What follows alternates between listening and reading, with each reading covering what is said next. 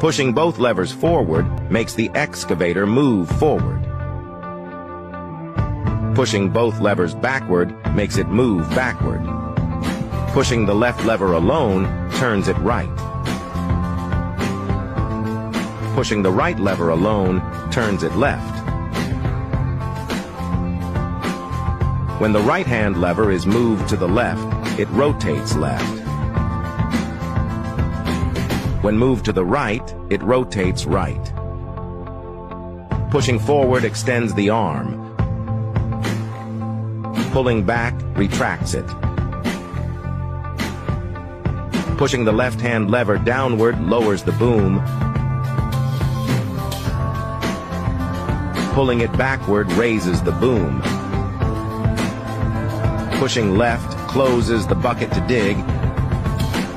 Pushing right opens it to dump. Learning to operate an excavator is that simple. Have you mastered it?